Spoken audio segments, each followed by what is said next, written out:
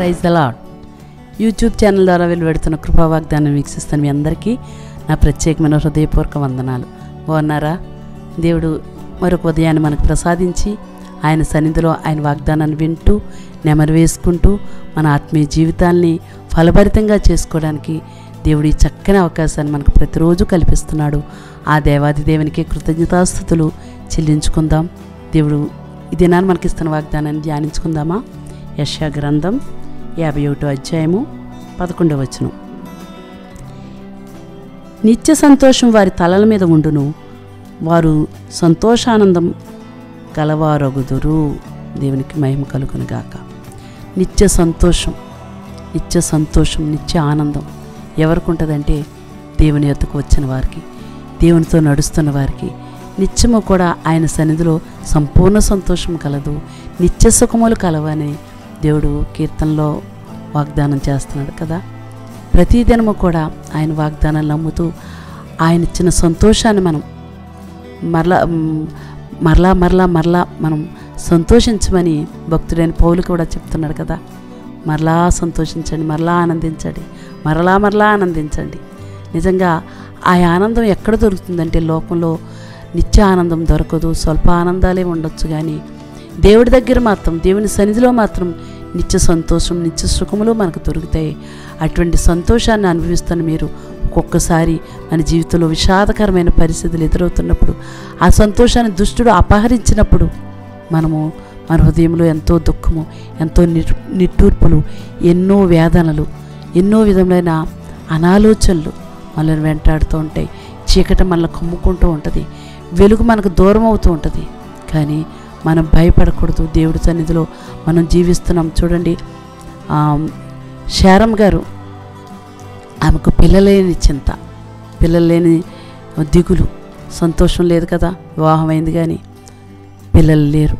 అయితే దేవుని వైపు చేతులెత్తుతుంది, దేవుని అడుగుతుంది, ప్రభువా నాకు సంతానం ఇవ్వి. అయితే దేవుడు వాగ్దానం చేసిన తర్వాత మరలా ఆమె కనిపెడుతుందండి.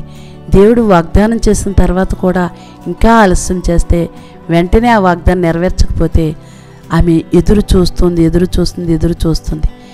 ఆ సంతోషాన్ని దేవుడు ఆమె జీవితంలో ఇవ్వగానే తనకి పుట్టినటువంటి కుమారుడికి నవ్వు అని పేరు పెట్టుకుంది, ఇస్సాకు అని పేరు పెట్టుకుంది.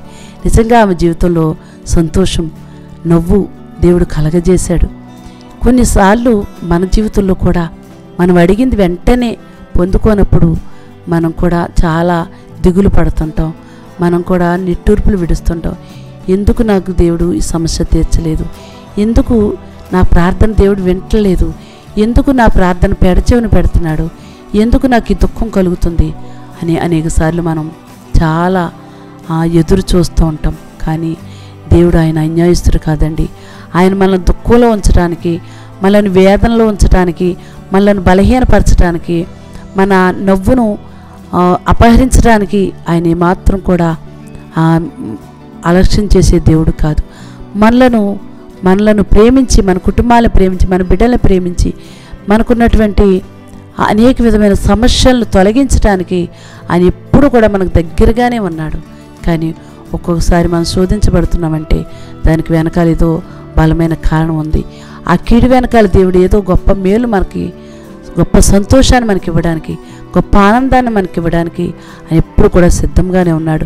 శారా అన్ని సంవత్సరాలు దేవుని కొరకు ఎదురు చూసిందంటే, శారా జీవితంలో కార్యం జరగటానికి ఎన్నో సంవత్సరాలు పట్టింది. కానీ అయినప్పటికీ కూడా శారా ఎదురు చూసింది. ఎప్పటికైనా నా జీవితంలో దేవుడు సంతోషాన్ని ఇస్తాడని ఎదురు చూసింది. దేవుడు తప్పనిసరిగా సంతోషం ఇచ్చాడు. అందుకే మరలా ఆనందించండి, దేవుని యందు ఆనందించండి.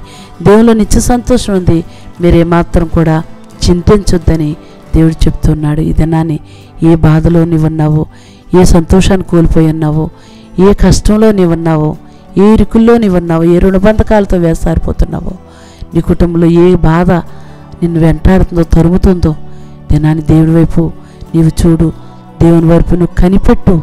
తప్పనిసరిగా కనికరం చూపించే దేవుడు నీకు తోడుగా ఉన్నాడు. చిన్న ప్రార్థన చేసుకుందాం. మహిమ కలిగిన దేవా, ఇదిగో ఈ దినాన్ని ప్రభా, ఈ వాగ్దానం ద్వారా మాతో మాట్లాడుతున్నావయ్యా. మమ్మల్ని బలపరుస్తున్నావు ప్రభా. దేవా నాయన, మీరు ఏమాత్రం కూడా భయపడొద్దని దేవా నీకు స్తోత్రాలు తండ్రి, నీకు వందనాలు ప్రభువా. నిత్య సంతోషము నీ తల మీద నేను ఉంచుతానని, నిత్య ఆనందము నీకు ఇస్తానని నీవు వాగ్దానం చేస్తున్నావు. అవును ప్రభా, ఈ లోకంలో మాకు అనేకమైన చింతలు, బాధలు, సమస్యలు అయినప్పటికీ కూడా నిత్యరాజ్యంలో నిత్య సంతోషం మేము అనుభవిస్తామని ఎదురు చూస్తున్నాం. భూమి మీద కూడా మాకు సంతోషాన్ని ఇస్తావు. భూమి మీద కూడా ప్రభా దేవా నాయన ఎన్నో సమస్యలతో మేము సతమతమవుతున్నా మమ్మలను బలపరుస్తావు. ఈ వేదన నుండి, నాయన ఈ కష్టం నుంచి, ఈ బాధ నుంచి మమ్మల్ని విడిపించి సంతోషంగా చేయడానికి ఇష్టపడే దేవుడు కాబట్టి ప్రభువా, నీ మీద అనుకుంటున్న నీ కుమార్తె జీవితంలో తప్పకుండా నాయన నిత్య సంతోషాన్ని మీరు అనుగ్రహించండి దేవ. ఏ దుఃఖంలో నా దుఃఖాన్ని తొలగించి ప్రభువా, సియోనుకు తిరిగి వచ్చి నీ కుమార్తె జీవితంలో గొప్ప ఆనందాన్ని కలిగించమని యేసు నామములో ప్రార్థిస్తున్నాను తండ్రి. ఆమేన్, ఆమేన్.